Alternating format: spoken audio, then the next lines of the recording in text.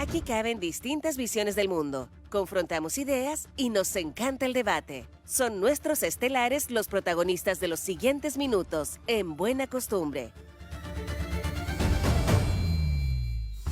Saludamos al tiro a nuestros estelares de día lunes. Vamos a comenzar por la dama que le dicen. Muy buenos días, María Paz Charpentier, abogada. ¿Cómo estás tú? ¿Cómo te va? Muy bien, Álvaro. Buenos días, María José. Y de paso días. saludar al panelista acá, Javier, y a todas las personas que nos están escuchando en este día lunes acá a través de Buena Costumbre. Oye, pero nosotros, antes de saludar a Javier Sandoval, queremos manifestar nuestra protesta. Porque no está el gato subido arriba del estante detrás tuyo. ¿Qué pasó? Faltó un En panelista. esta oportunidad tuve que dejarlo con Sergio, mi marido, Ya. en el dormitorio porque estaba demasiado Alterado. hiperventilado el gato. Es que la larga espera a cualquiera. Sí, oye, Sí, la larga espera. está todo muy bien. Oye, Cualquiera se pone mal. saludamos a Javier Sandoval. ¿Cómo estás, Javier? Muy buenos días. Hola, muy buenos días, Álvaro, María José, Oye. Paz. Un agrado nuevamente estar con ustedes. ¿Qué hacemos, Javier, con la ausencia de nuestro tercer panelista, el gato de Paz Charpentier? ¿Hacemos el programa o no lo hacemos? Porque, Hay que ponerle empeño Va a haber que nomás. hacer una en exclusiva con sí, con el gato. Sí, con Hayek. ¿Cómo se llama? Ay, ya. Hayek, Hayek. Hayek. Gran gato Hayek. gran gato. Ya. Así Oye, es. ¿y por qué no comentamos la entrevista que le hicieron a Hernán Larraín, Sí. convencional constituyente de Evópoli, que fue protagonista también de esta dilatada negociación de los convencionales constituyentes para la vicepresidencia adjunta? ¿Se acuerdan que fue muy criticada la convención por no ponerse de acuerdo para la presidencia y la vicepresidencia? Sí. Sin embargo, para la vicepresidencia adjunta también fue un lato proceso en el que fue también partícipe Hernán Larraín, que criticó también ciertas posiciones de la derecha, y esto es lo medular de la entrevista, creo yo. Dice que si la derecha participa de los cambios del futuro o seremos irrelevante. Esto también vinculado a la directiva del partido, que también en esta elección de la vicepresidencia adjunta, en el cual va a participar Hernán Larraín también, estuvo participando la directiva de los partidos. Por lo tanto, ahí Hernán Larraín también señala que ese es un punto clave, es decir, cómo vinculamos a los partidos políticos también con la convención constituyente y que estos estén al día de todo lo que se está discutiendo en profundidad en la convención. Ese es el llamado que hace Hernán Larraín también en esta entrevista, en tratar de inmiscuirse y donde las directivas también de los partidos políticos estén claros de las discusiones que se están llevando aquí adentro para poder ser partícipe de los cambios que Chile necesita y espera. Dice que todo su sector estén en esta misma sintonía, ¿verdad? Y no en la sintonía del rechazo. Bueno, empecemos con la opinión de Javier Sandoval para tener al tiro un contraste. Javier. Sí, me parece que son declaraciones que apuntan, que tienen un sentido de realidad. Hay un proceso que se está viviendo que no debe seguir siendo, digamos, obstruido, cuestionado y distorsionado también a partir del comportamiento y el rol de responsabilidad que tienen las fuerzas políticas formales, institucionalizadas.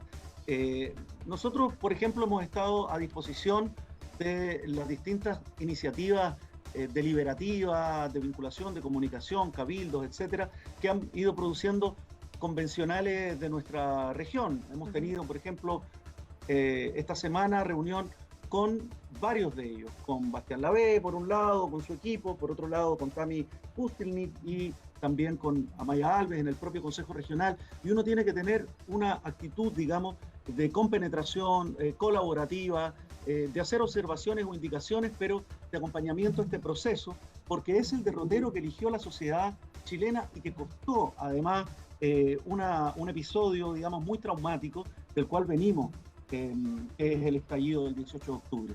Entonces, creo que hay que tener esa actitud de generosidad. Y por otro lado está, por supuesto, el componente de no quedar aislado, de no quedar a la saga de un proceso que es el que está acompañando la gran mayoría de las chilenas y chilenos, y me parece que en ese sentido apunta, digamos, a un sentido común correcto las declaraciones. Claro, hay personas que dicen, por ejemplo, a mí la Constitución no me representa. a pesar de que la constituyente, aún no tiene norma redactada. Entonces esa es como una posición a veces negacionista en que Hernán Larraín dice que no corresponde. Paz. Bueno, primero quiero señalar 3 puntos. El primero de ellos es que estoy de acuerdo con el reproche que se le hace a nuestro sector en torno a la demora en designar a un vicepresidente adjunto, en circunstancias que efectivamente son menos los convencionales que deberían ponerse de acuerdo. Son 36. Frente a la crítica reiterada y que yo también la hice, ¿verdad? Será Raúl Respecto de la Celis. incapacidad de la propia convención de elegir a su presidente y vicepresidente. Eso nobleza obliga. Yo fui una de las críticas a la manera en que había procedido la Convención Constitucional en la elección de su presidente y vicepresidente, de manera que creo que el punto es hacerlos importantes. Segundo, discrepo profundamente con Hernán Larraín, ¿Ya? particularmente porque creo que hay que distinguir entre la abdicación, por así decirlo, y diría yo esta falta y que acompaña y que está acompañada más bien de una falta de identidad. Yo creo que en política uno cae en la irrelevancia en la medida que no tenga identidad y convicciones que defender. Y muchas veces hemos visto cómo el centro político se confunde y pierde su identidad. Y en la pérdida de esa identidad, tras ocultar muchas veces las verdaderas posturas tras banderas que no son propias de nuestro sector, creo que constituye más bien una rendición o una abdicación. Y eso sí me parece a mí de una irrelevancia absoluta, digamos. Yo creo que ese es el punto. Y lo otro que quiero señalar es que yo creo que la contraposición de intereses y la contraposición de ideas es algo relevante en democracia. Y creo que la Convención Constitucional es la instancia en donde esa contraposición de intereses y de ideas debe darse en la mayor medida posible. De otro modo, diríamos que sería mucho más fácil pasar máquina, o va a seguir siendo muchísimo más fácil pasar máquina respecto de un sector político importante en este país como lo constituye la derecha y como lo han venido haciendo los convencionales desde el principio de esta Convención Constitucional. Ahora yo creo que aquí ya hago un llamado más bien, un punto en realidad. Yo creo que en Chile tenemos un problema, diría yo, en que no acostumbramos a disentir. A estar en desacuerdo y aún así continuar de manera pacífica. Todas las contraposiciones de intereses o de ideas o debates se entienden como la existencia de un conflicto. Y yo creo que eso es algo que tenemos que superar como país. Me parece a mí que puede existir disenso, puede existir contraposición de intereses y no necesariamente allí existe un conflicto. Es más, creo que la contraposición de intereses que existe hoy en la Convención Constitucional es de vital importancia para el país, precisamente para que no sea la imposición de las ideas de un sector por sobre otro, sino que sea idealmente una constitución minimalista o lo más genérica posible y que logre ser al final el paraguas de la gran mayoría de los chilenos. Estimada Oye, María Paz, José. pero le preguntan aquí a Hernán Larraín, dice, tratar de incidir lo más posible en cambios, por ejemplo, que le pueden ser ajenos a su ideario histórico, que es más o menos lo que tú estabas señalando, Claro. o no más o menos, es lo que tú estabas señalando recién. Y él contesta, con propuestas propias, proactivamente, con nuestras banderas, ofensivamente y no reactivamente. Entonces, ¿no coincides tú con él en el sentido de que hoy día, después de la derrota en la presidencial, la derecha está una vez más pasiva y está reaccionando más bien a cómo se está desarrollando la historia de la Convención Constitucional? Es muy difícil en una convención constitucional en donde muchas veces las mayorías han pasado por sobre esta minoría, que somos la derecha en la convención constitucional, realmente poder promover alguna propuesta en circunstancias que hay algunos que consideran correcto pasar por sobre las ideas de los demás sin ningún tipo de consideración, ¿verdad? Y yo creo que la nueva mesa directiva, y como lo he visto, el día de ayer, de hecho, habló Elisa Quintero en Estado Nacional, y a mí me pareció una persona sensata y una persona que está dispuesta a considerar incluso posiciones minoritarias, y no este ánimo muchas veces totalitario, que simplemente constituye pasar máquina respecto a los demás sin ningún tipo de consideración respecto de las propuestas siquiera que se hacen desde este sector. A mí me consta que sí, nosotros como sector tenemos que tener una postura más bien ofensiva, no solamente en la Convención Constitucional, sino que también en el próximo gobierno, porque me parece a mí que una oposición es tan importante como el gobierno, desde que tiene que existir en la realidad y en el contexto del país, ¿verdad?, una contraposición importante a ese gran poder que tiene en este caso el gobierno o que tendrá cualquier persona que desempeñe el poder ejecutivo. Pero me parece a mí que al menos en la Convención Constitucional es prácticamente imposible, a la luz de cómo se ha venido desarrollando en el fondo la historia de esto, pero sí es posible, me parece a mí, tal vez fuera de la Convención Constitucional. Ahora, yo discrepo de que la derecha actualmente esté teniendo al menos fuera de la Convención Constitucional, una postura más bien reactiva.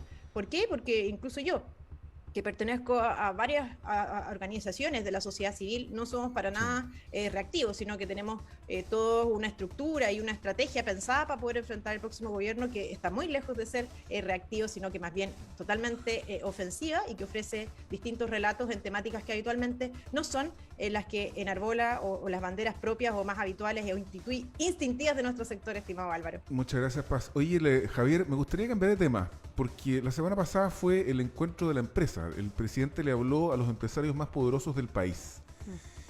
Y yo tengo la sensación que lo que pasó en el Encuentro Nacional de la Empresa no debe tener muy satisfechos a una parte de quienes apoyaron al presidente Gabriel Boric.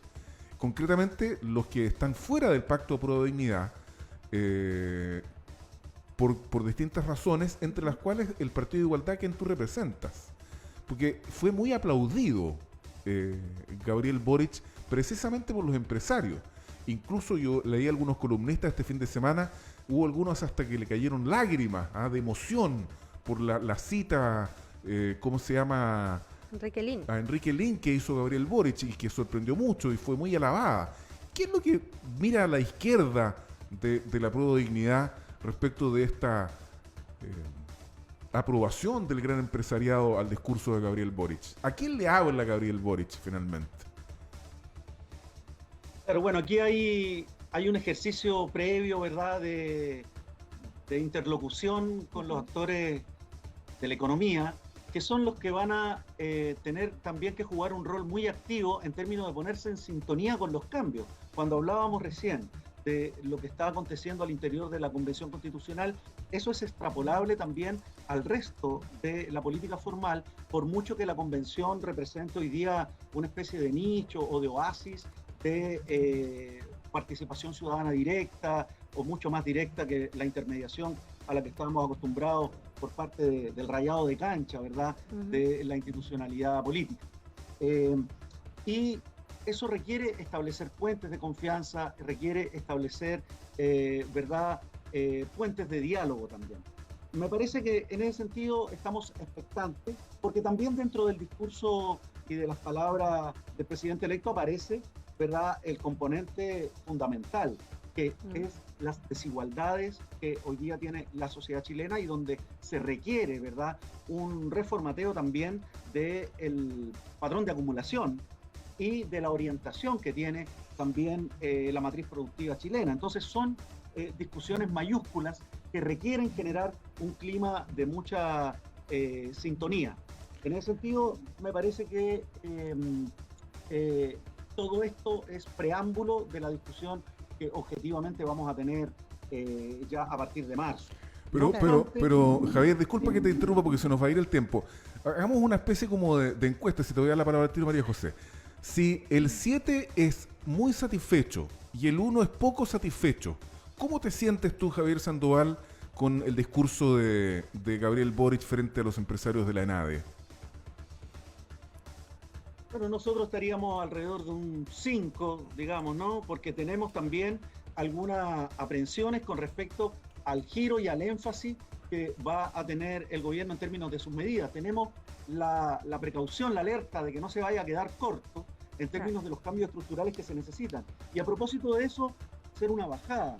Mismo en la región, nosotros estamos viendo el comportamiento que está teniendo hoy día el presupuesto y la inversión regional, y nos parece altamente preocupante porque se comprometen recursos que va a necesitar el próximo gobierno para impulsar transformaciones en función de la agenda del gobierno saliente a través de sendos convenios de programación que están dejando amarrado el presupuesto. Entonces vemos que no puede gobernar solo, el presidente, necesita, por supuesto, los actores económicos y también necesita actores políticos regionales que vemos que están acá comportándose de una manera distinta a lo que declaran, y todo eso, por supuesto, que va amarrando presupuesto y va amarrando también las posibilidades que tenga el gobierno de mantenerse y de proyectar sus transformaciones. Por eso estamos más que nada, Álvaro, María José, poniéndonos nosotros a disposición de acompañar las transformaciones y de acompañar a los actores y actoras del gobierno entrante para que puedan desarrollar una agenda profunda, una agenda acompañada, representativa de los anhelos sociales, y donde yo esperaría que podamos, digamos, tener mayores conversaciones, por ejemplo, a propósito de proyectos como los que hemos denunciado y que se han estado aprobando con presupuestos del próximo año comprometidos en un gobierno saliente, con un core que todavía no termina, y antes de que asuma el presidente Boric, a quien esperamos poder acompañar en estas transformaciones tan importantes que no se pueden relativizar. Bueno, si bien se destaca del presidente electo este tono de moderación, ¿verdad? También él realizó una fuerte crítica, porque aparte de la cita de Enrique Lin, ¿verdad? Él citó un libro de un abogado que se llama Aníbal Pinto Santa Cruz, que habla sobre el caso de desarrollo frustrado de nuestro país, de Chile, donde obviamente en ese libro se hace una fuerte crítica de cómo el modelo de dependencia económica de las importaciones extranjeras, los bajos salarios de los trabajadores y también de la mano de una baja productividad en general, eso ha impedido y ha obstaculizado a Chile en el desarrollo, ¿verdad? Entonces ahí, hay una serie de propuestas también en este libro, pero es una crítica al modelo económico, ¿verdad? Entonces, sin embargo, a pesar de tener la disposición de tender los puentes al diálogo, sí hace una crítica y reconoce, ¿verdad?, que el diagnóstico en cuanto a la economía en Chile es claro para él, ¿verdad? Y se refiere justamente a este punto que también está muy relacionado con los temas medioambientales, como lo que hablábamos con el alcalde Boris Chamorro hace un momento atrás.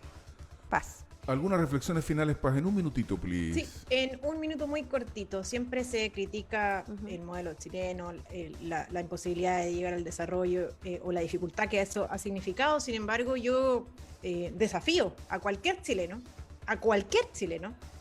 a que nos demuestre cuáles han sido o cuáles otros han sido los años más fructíferos y los años de oro, por así decirlo, en la historia de Chile en términos de riqueza o en términos de condiciones materiales. La verdad es que los últimos 30 años, 40 años o 30 años más bien antes de las reformas que en el fondo frenaron el desarrollo y el crecimiento de Chile, han sido los mejores años de la historia de Chile, sin lugar a dudas. Y yo encuentro que en relación a la intervención del presidente electo Gabriel Boric, la verdad es que estoy de acuerdo con lo que señaló en un punto Carlos Peña en una columna. Y la verdad es que Boric ha intentado hacer de la necesidad una virtud. ¿En qué sentido? En presentar las restricciones a que obliga el entorno, como son las políticas y las económicas a las que se enfrenta, como decisiones voluntarias o cambios en el propio punto de vista.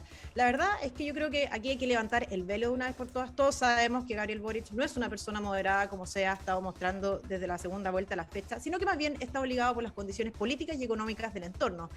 Y yo creo que eso Javier lo está entendiendo, y muchos partidos políticos de la ultraizquierda también lo están haciendo. Están entendiendo que el entorno los está obligando. Y eso básicamente porque ha sido positivo para la historia de Chile que hoy tengamos un Congreso y un Senado relativamente equilibrado, porque de otra manera lo que está pasando en la Convención Constitucional, que es pasar máquina a la derecha, también lo tendríamos en el Congreso y tendríamos un Gabriel Boric bastante menos moderado que lo que tenemos hoy. Así que no es un cambio propiamente tal en sí mismo de Gabriel Boric, sino que más bien está siendo obligado por las condiciones del entorno y que las presenta como algo, como que si fuera algo voluntario en sí mismo, cuando evidentemente no lo es.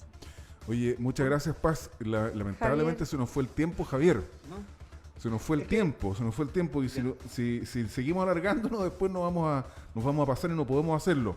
Así que lo lamento. El Sí. ejemplo rebotando del litio, eso es lo que no puede seguir pasando en Chile, y a su vez en el gobierno regional que se aprueben 150.000 millones de pesos por convenios de programación sin analizarlo ni discutirlo. Ahí hay máquina. Bueno, muchas gracias.